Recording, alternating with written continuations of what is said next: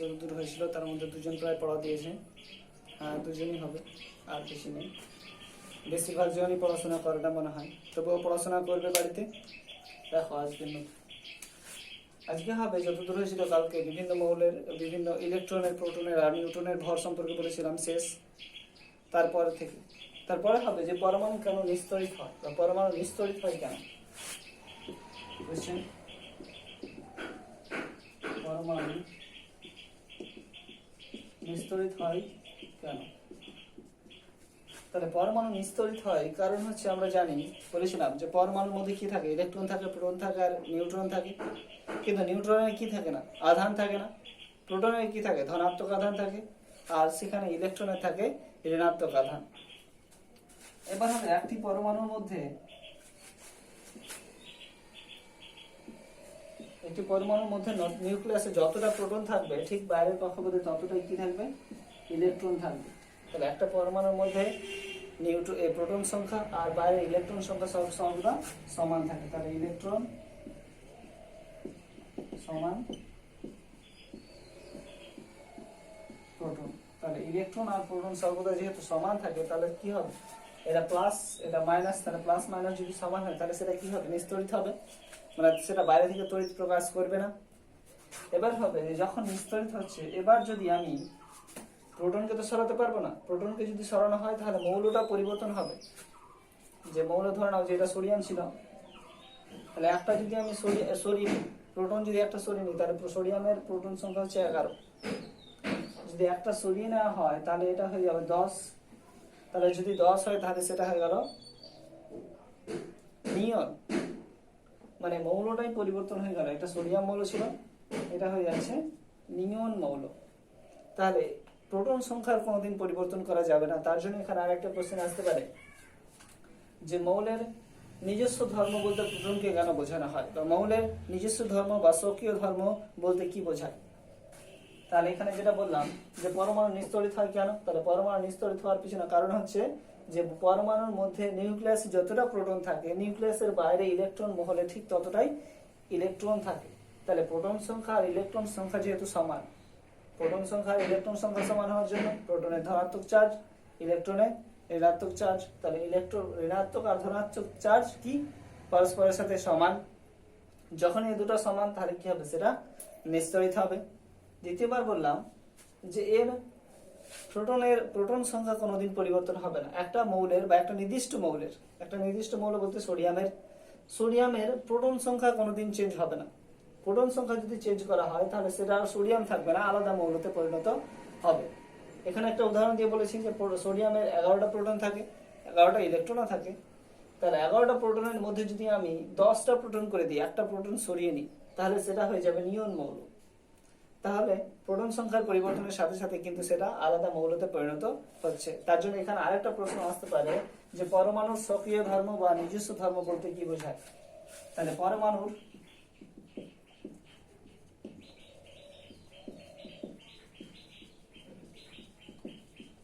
স্বকীয় ধর্ম, তাহলে পরমাণুর স্বকীয় ধর্ম বলতে বোঝানো হবে শুধুমাত্র প্রোটনকে। যে পরমাণুর প্রোটন সংখ্যাকে বলা হবে পরমাণু স্বকীয় ধর্ম। কারণ প্রোটন সংখ্যার পরিবর্তন, ইলেকট্রনকে যদি চেঞ্জ করা হয় তাহলে মৌলটার আধানে পরিণত হবে, মানে আধানের পরিবর্তন হচ্ছে, মানে সেটা আয়নে পরিণত হবে। নিউট্রন যদি চেঞ্জ করা হয় তাহলে নিউট্রন চেঞ্জ করলে সেটা আইসোটোপে পরিণত হবে। কিন্তু যদি প্রোটন চেঞ্জ করা হয়, নিউট্রন চেঞ্জ করলে আমি কি বললাম, আইসোটোপে পরিণত হবে। যদি প্রোটন চেঞ্জ করা হয় তখন কিন্তু সেটার মৌলটাই পরিবর্তন হয়ে যাবে, আর তখন সেটাকে বলা হবে, তার জন্য প্রোটন সংখ্যাকে বলা হবে পরমাণুর স্বকীয় ধর্ম। এবার হবে তাহলে আয়ন কাকে বলবো। আয়ন বলা হবে যে যখন এখানে দেখো সোডিয়ামের ক্ষেত্রে সোডিয়াম পরমাণুর মডেলটা, সোডিয়াম 11টা প্রোটন, তাহলে 11টা প্লাস লিখে দিলাম। তাহলে বাইরের কক্ষপথে থাকবে 11টা ইলেকট্রন,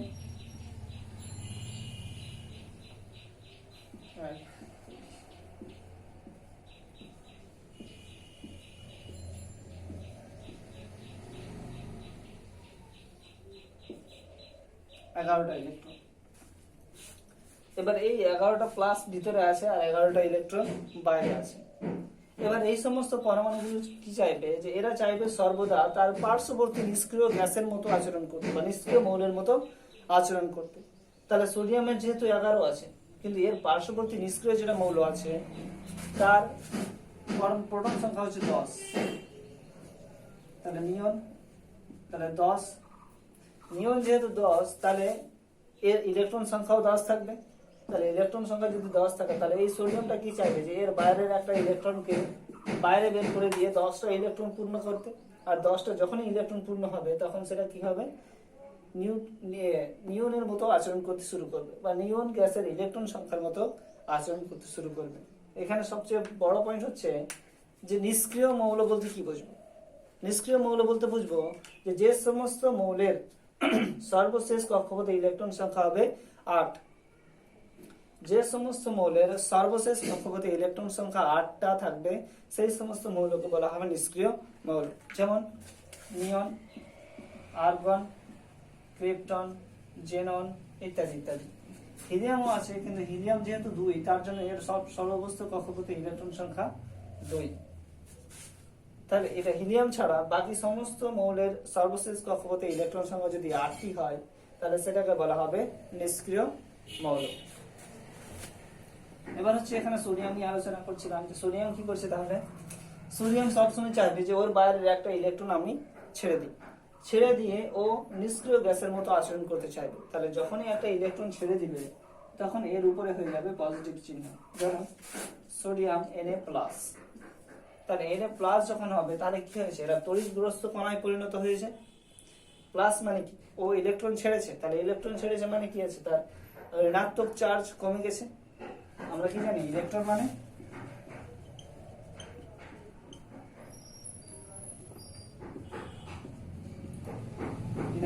নেগেটিভ।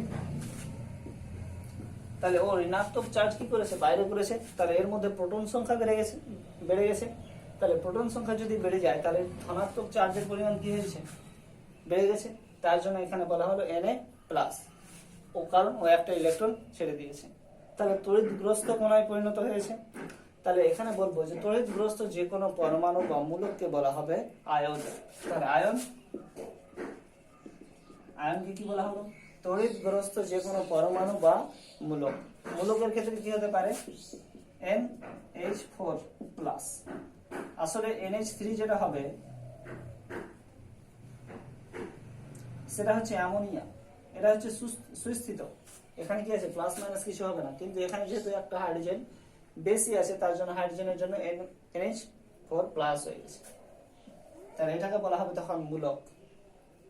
যে একাধিক মৌল যখন পরস্পরের সাথে যুক্ত হয়ে আয়নে পরিণত হয়, একাধিক মৌল, যেমন এখানে নাইট্রোজেন আছে আর হাইড্রোজেন আছে, একাধিক মৌল পরস্পরের সাথে যুক্ত হয়ে যখন আয়নে পরিণত হবে তখন সেটাকে বলা হবে মূলক। তাহলে এখানে কি বলবো, তাহলে আয়ন বলা হচ্ছে যে যখন তড়িৎগ্রস্ত কোনো পরমাণু বা যখন কোনো পরমাণু বা মূলক এক বা একাধিক ইলেকট্রন ত্যাগ করে অথবা গ্রহণ করে, এক বা একাধিক ইলেকট্রন যখন ত্যাগ করবে অথবা গ্রহণ করবে তখন কি হবে, তড়িৎগ্রস্ত কণায় পরিণত হবে। আর এই তড়িৎগ্রস্ত পরমাণু বা মূলককেই বলা হবে আয়ন। এবার আয়ন হচ্ছে 2 প্রকার। আয়ন 2 প্রকার বলতে যে যারা যে সমস্ত পরমাণুগুলো ইলেকট্রন ত্যাগ করবে, যে সমস্ত পরমাণুগুলো ইলেকট্রন ত্যাগ করবে, যেমন সোডিয়াম কি হলো, একটা ইলেকট্রন ত্যাগ করে Na+ এ পরিণত হয়েছে। তাহলে যেহেতু প্লাসে পরিণত হয়েছে তার জন্য এটাকে বলা হবে ক্যাটায়ন। কি বলা হবে, ক্যাটায়ন। তাহলে ধনাত্মক তড়িৎগ্রস্ত পরমাণুকে বা মূলককে, তাহলে ধনাত্মক তড়িৎগ্রস্ত পরমাণু বা মূলককে বলা হবে ক্যাটায়ন। আর এই ক্ষেত্রে ক্লোরিনের ক্ষেত্রে হবে যে ক্লোরিন হবে মাইনাস, মানে ও একটা ইলেকট্রন বাইরে থেকে গ্রহণ করবে। তাহলে ঋণাত্মক তড়িৎগ্রস্ত পরমাণু বা মূলককে বলা হবে অ্যানায়ন। তাহলে কি হলো, যে ক্যাটায়নটা দেখে নিলাম, যে ধনাত্মক তড়িৎগ্রস্ত পরমাণু বা মূলক ক্যাটায়ন, ঋণাত্মক তড়িৎগ্রস্ত পরমাণু বা মূলককে বলা হবে অ্যানায়ন।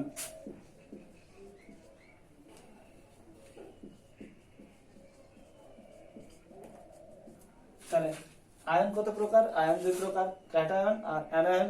এবার হবে ক্যাটায়ন কাকে বলে, যে ধনাত্মক তড়িৎগ্রস্ত কণা বা ধনাত্মক তড়িৎগ্রস্ত পরমাণু বা মূলককে বলা হবে ক্যাটায়ন। মূলক কোনটা, NH4+। আর এটা হবে NO3 মাইনাস। আর ঋণাত্মক তড়িৎগ্রস্ত পরমাণু বা মূলককে বলা হবে অ্যানায়ন। এবার হবে ক্যাটায়ন ও অ্যানায়নের মধ্যে পার্থক্য লেখো। ক্যাটায়ন ও অ্যানায়নের মধ্যে পার্থক্য হবে যে ক্যাটায়ন হচ্ছে তড়িৎ ধনাত্মক বা ধনাত্মক তড়িৎগ্রস্ত পরমাণু বা মূলক, ক্যাটায়ন হচ্ছে ঋণাত্মক তড়িৎগ্রস্ত পরমাণু বা মূলক। যার ক্ষেত্রে প্লাস হচ্ছে মানে ক্যাটায়ন, ক্যাটায়নের ক্ষেত্রে কি আছে, ইলেকট্রনের পরিমাণ কম, প্রোটনের পরিমাণ বেশি। মাইনাসের ক্ষেত্রে তাহলে কি হবে, প্রোটনের পরিমাণ কম, ইলেকট্রনের পরিমাণ বেশি। তাহলে এখানে আমরা পার্থক্য বলতে পারবো যে এটা ধনাত্মক তড়িৎগ্রস্ত আয়ন, এটা ঋণাত্মক তড়িৎগ্রস্ত আয়ন। ধনাত্মক তড়িৎগ্রস্ত হওয়ার জন্য এখানে কি আছে, প্রোটনের পরিমাণ বেশি আছে কার তুলনায়, ইলেকট্রনের তুলনায়। এখানে ইলেকট্রনের পরিমাণ বেশি আছে প্রোটনের তুলনায়। এই দুটো পার্থক্য বললেই হবে।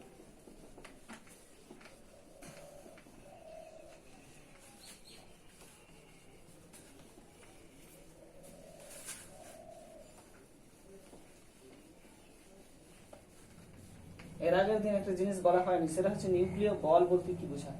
নিউক্লিয় বল,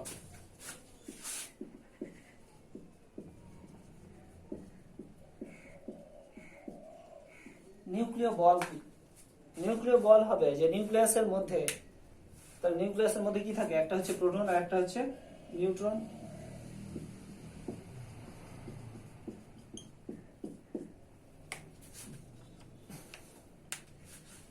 নিউক্লিয়াসের মধ্যে থাকে প্রোটন আর নিউট্রন। এই প্রোটন আর নিউট্রন কি করে, পরস্পরের মধ্যে দিয়ে সবসময় মেসন কণার আদান প্রদান ঘটায়। কোন কণা?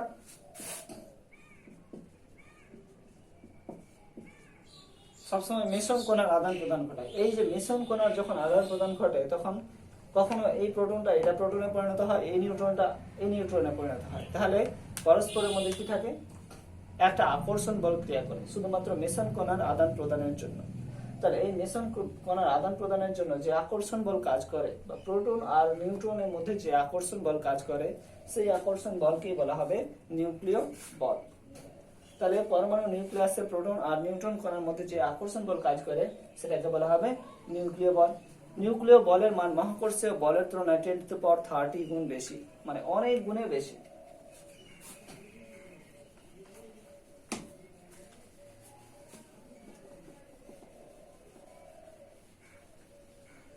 এবার হবে তাহলে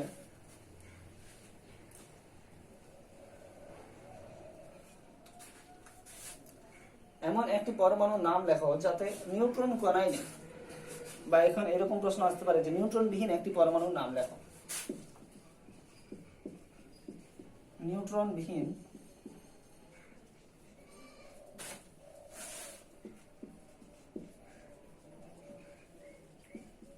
তাহলে নিউট্রন বিহীন একটি পরমাণুর নাম হবে সাধারণ হাইড্রোজেন।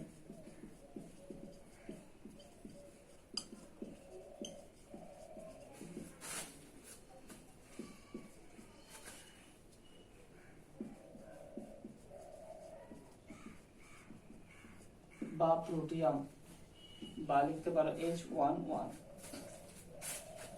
শুধু হাইড্রোজেন বলে কিন্তু ভুল হবে, তাহলে এখানে বলতে হবে হয় সাধারণ হাইড্রোজেন, না হলে প্রোটিয়াম, না হলে H11। তাহলে হাইড্রোজেনের একাধিক আইসোটোপ আছে, সেগুলোকে আমরা বলতে পারবো H21, H31। তাহলে H21 যেটা হবে সেটাকে বলা হবে ডয়টেরিয়াম, ডয়টেরিয়াম। আর এটাকে বলা হবে ট্রিটিয়াম, কোথাও লেখা থাকে ট্রিসিয়াম, যাই হোক। তাহলে এটা হবে ট্রিটিয়াম বা ট্রিসিয়াম, এটা হবে ডয়টেরিয়াম, আর এটা হবে প্রোটিয়াম বা সাধারণ হাইড্রোজেন। তাহলে সাধারণ হাইড্রোজেনের ক্ষেত্রে দেখো এখানে এই যে H11, তাহলে উপরে 1 আছে, নিচে 1 আছে। তাহলে নিচে 1 এর জন্য মানে প্রকাশ হলো যে এর মধ্যে কি আছে, একটা ইলেকট্রন আছে। তাহলে একটা যদি ইলেকট্রন থাকে, তাহলে অবশ্যই একটা কি আছে, প্রোটন আছে। তাহলে নিউট্রন সংখ্যা সমান ভর সংখ্যা মাইনাস প্রোটন সংখ্যা। তাহলে ভর সংখ্যা কত আছে 1, প্রোটন সংখ্যা কত 1, তাহলে 0। তাহলে প্রোটিয়ামের ক্ষেত্রে আমরা দেখলাম যে নিউট্রন সংখ্যা কত, 0। এরকম ভাবে একাধিক প্রশ্ন আসতে পারে, যেমন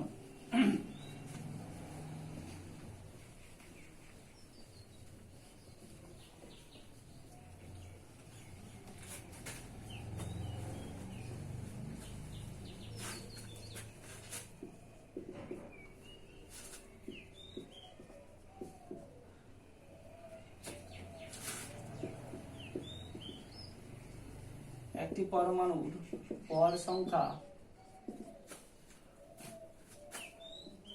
35,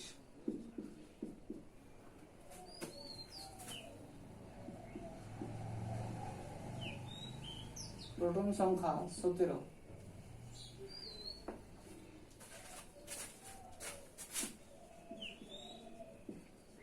তাহলে পরমাণুর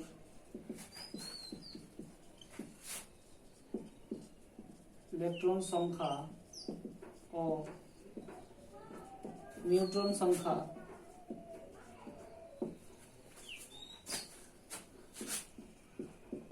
নির্ণয় কর।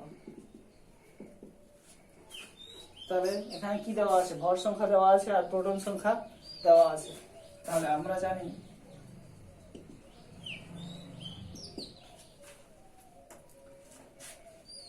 কি হবে? নিউট্রন সংখ্যা সমান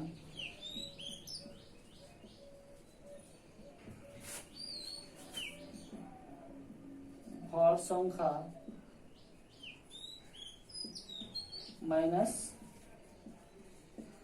প্রোটন সংখ্যা। তাহলে ভর সংখ্যা কত আছে? 35 মাইনাস 17 সমান 18। তাহলে নিউট্রন সংখ্যা পেয়ে গেলাম 18। একইভাবে আবার লিখতে পারবো প্রোটন সংখ্যা সমান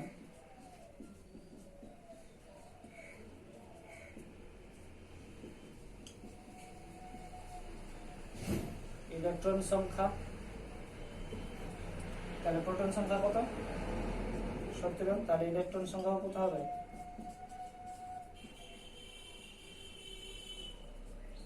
তাহলে ইলেকট্রন সংখ্যা পেয়ে গেলাম 17।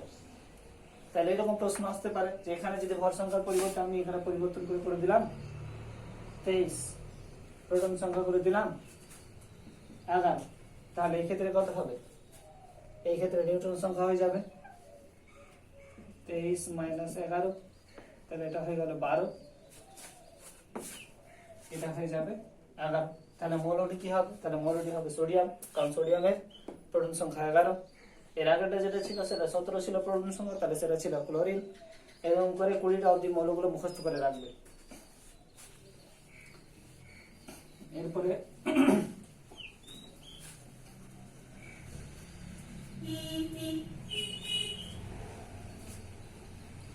অণু পরমাণুর পার্থক্যটাও করে নেব। অণু আর পরমাণুর পার্থক্য।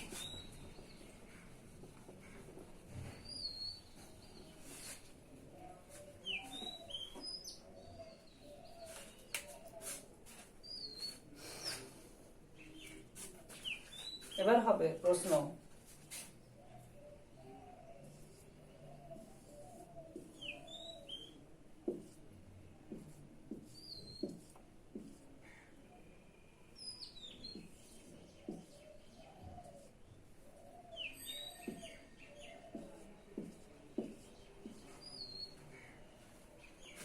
ইলেকট্রনগুলো পরমাণু নিউক্লিয়াসের বাইরে ঘুরে কেন? এই যে ইলেকট্রনগুলো, এটা নিউক্লিয়াস, এই যে ইলেকট্রনগুলো বাইরে যে ঘুরে বেড়াচ্ছে, তাহলে ঘুরছে কেন? কারণ হচ্ছে যে আমরা জানি ইলেকট্রনগুলো হচ্ছে তীব্র তড়িৎ ঋণাত্মক আর প্রোটনটা হচ্ছে তীব্র তড়িৎ ধনাত্মক। তাহলে তড়িৎ ধনাত্মক আছে, তড়িৎ ঋণাত্মক আছে, পরস্পরের সাথে আছে। পরস্পরের কাছাকাছি থাকার জন্য এদের মধ্যে স্থির তড়িৎ আকর্ষণ বল কাজ করে। কোন তড়িৎ বল? স্থির তড়িৎ আকর্ষণ বল।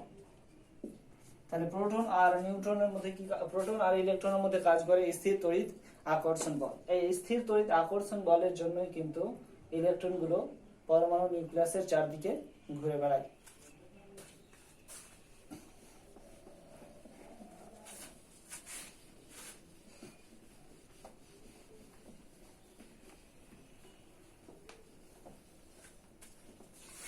এবার হবে চিহ্ন কাকে বলে? চিহ্ন বলা হবে যে যার দ্বারা কোনো মৌলের পরমাণুকে প্রকাশ করা হবে, যার দ্বারা কোনো মৌলের পরমাণুকে প্রকাশ করা হবে, বা যার দ্বারা কোনো পরমাণুকে প্রকাশ করা হবে যে কোনো মৌলের, তাহলে তাকে বলা হবে চিহ্ন। যেমন হাইড্রোজেন মৌল, তাহলে হাইড্রোজেন মৌলকে প্রকাশ করা হবে H দ্বারা। হিলিয়ামকে প্রকাশ করা হবে He দ্বারা। কারণ হচ্ছে যে যখন হাইড্রোজেনের H হয়ে যায়, তাহলে হিলিয়ামের ক্ষেত্রে আর H দিতে পারবে না, কারণ তখন আবার এই হাইড্রোজেনের এইচ এর পরে কোনো একটা কিছু দিতে হবে। যেমন সোডিয়াম Na, কারণ তার আগে নাইট্রোজেন চলে এসেছে, তাহলে নাইট্রোজেনের জন্য N, সোডিয়ামের জন্য Na। কার্বনের জন্য C, তার জন্য ক্লোরিনের জন্য C দিতে পারবে না, ক্লোরিনের জন্য হয়ে যাবে Cl, তাহলে C, Cl। তাহলে এরকম করে পরমাণুর চিহ্ন দ্বারা প্রকাশ করা হয়, বা কোনো পরমাণু বা কোনো মৌলের পরমাণুকে চিহ্নিত করা হয়ে থাকে। এরকম চিহ্নগুলো তোমরা করে নেবে, দেখবে বইয়ে আছে, টেক্সট বইয়ে বেশ ভালো আছে। যেমন টেক্সট বইয়ে আছে অ্যামব্রেসিয়াম, তারপরে হচ্ছে প্রোটিয়াম, প্লুটোনিয়াম, এরকম বিভিন্ন মৌলের নাম আছে প্রথম দ্বিতীয় পাতাতে। এই সমস্ত নামগুলো মনে রাখবে যে কোন নাম কোথা থেকে এসেছে। যেমন প্লুটোনিয়াম, প্লুটোনিয়াম হচ্ছে একটা গ্রহের নাম, প্লুটো থেকে এসেছে। আইনস্টাইনিয়াম, আইনস্টাইন, বিজ্ঞানী আইনস্টাইনের নামকরণ করা হয়েছে আইনস্টাইনিয়াম। তাহলে এই নেপচুনিয়াম, নেপচুনিয়াম নেপচুন গ্রহ থেকে করা হয়েছে। তাহলে এই সমস্ত নামগুলো দেখবে আর করে নেবে, মুখস্থ করে নেবে। এরপরে হবে যোজ্যতা, না তার আগে একটা জিনিস যে H2H আর H2, এই তিনটা দ্বারা আমি কি বুঝতে পারবো, বা এই তিনটা দ্বারা কি বোঝানো হয়। এখানকার শুধু H দ্বারা প্রকাশ করা হবে যে একটি হাইড্রোজেনের পরমাণু, কি প্রকাশ করা হবে, একটি হাইড্রোজেনের পরমাণু। 2H দ্বারা প্রকাশ করা হবে হাইড্রোজেনের দুটি পরমাণু। কিন্তু এখানকার যেটা H2 আছে সেটা দ্বারা প্রকাশ করা হবে যে দুটি হাইড্রোজেন পরমাণু পরস্পরের সাথে যুক্ত হয়ে একটি হাইড্রোজেনের অণুতে পরিণত হয়েছে। এখানে 2H আছে, কিন্তু এটা আলাদা ব্যাপার যে এখানে দুটো হাইড্রোজেন পরমাণুই আছে। কিন্তু H2 মানে হচ্ছে যে দুটো হাইড্রোজেনের পরমাণু পরস্পরের সাথে যুক্ত হয়ে একটি হাইড্রোজেনের অণুতে পরিণত হয়েছে। ঠিক একই রকম ভাবে যদি বলা হয় O2O আর O2, তাহলে একই রকম ভাবে আমরা বলবো যে একটি অক্সিজেনের পরমাণু, অক্সিজেনের দুটি পরমাণু, কিন্তু এটা হবে অক্সিজেনের একটি অণু। বা এখানে যদি আরেকটা বলে দিতাম 2H2,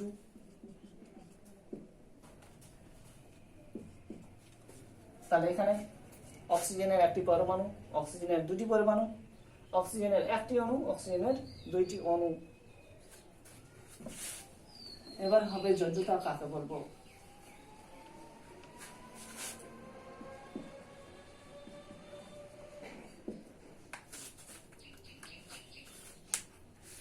সোডিয়ামের ক্ষেত্রে আমরা দেখলাম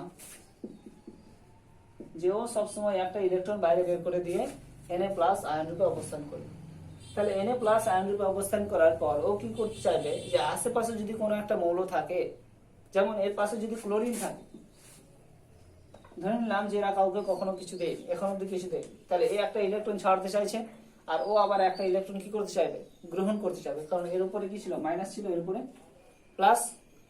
তাহলে ও একটা ইলেকট্রন দেবে আর ও একটা ইলেকট্রন গ্রহণ করবে।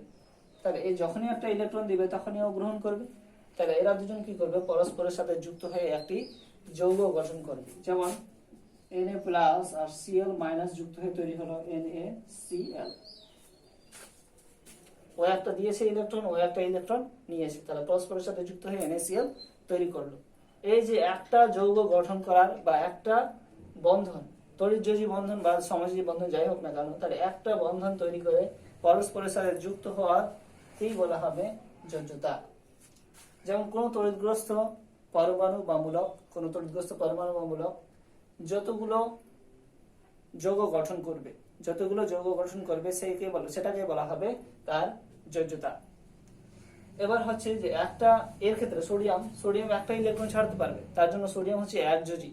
একযোজী বলতে যে ও একটা ইলেকট্রন, কারণ ওর বাইরে একটা ইলেকট্রন আছে। কিন্তু এমন কিছু কিছু মৌল আছে যারা একাধিক ইলেকট্রন ছাড়তে পারবে, তাহলে তাদেরকে কি বলবো, তাদেরকে বলা হবে পরিবর্তনশীল যোজ্যতা বা দ্বিযোজী, ত্রিযোজী যাই হোক। যারা দুটো ইলেকট্রন ছাড়তে পারবে তাদেরকে বলা হবে দ্বিযোজী, যারা তিনটা ছাড়তে পারবে তাদেরকে বলা হবে ত্রিযোজী। যেমন এদেরকে আরেক কথা বলা হয় আসইক মৌল। আসইক মৌল।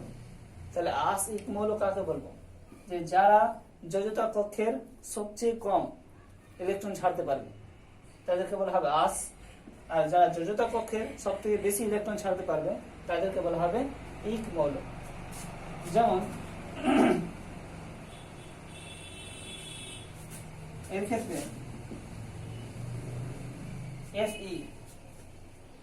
Fe 2+ যখন হবে, মানে ও দুটো ইলেকট্রন ছেড়েছে, তাহলে এটাকে বলা হবে ফেরাস। তখন কি বলা হবে? ফেরাস। এখানকার Fe যখন 3টা ইলেকট্রন ছাড়ে তখন সেটাকে বলা হবে ফেরিক। তাহলে ওই যোজতা কক্ষের 2টো ইলেকট্রন ছাড়লো, তার জন্য ওকে বলা হলো আস মৌল। যোজতা কক্ষের 3টা ইলেকট্রন ছেড়েছে, তার জন্য কি বলা হবে? ইক মৌল। তাহলে এইদের মৌল যেদের যে যোজ্যতার পরিবর্তন হচ্ছে, তার জন্য এদেরকে আরেকটা বলা হবে যে পরিবর্তনশীল যোজী বা পরিবর্তনশীল যোজ্যতা দেখা যায় এমন দুটি মৌলের নাম বলো বা এমন একটি মৌলের নাম। তাহলে সেটা হবে ফেরাস হবে, ফেরিক হবে, তাছাড়া হবে স্ট্যানাস, স্ট্যানিক ইত্যাদি ইত্যাদি মৌলগুলো আছে। কিউপ্রাস, কিউপ্রিক মানে কপারের Cu2+ আর Cu+। যাই হোক।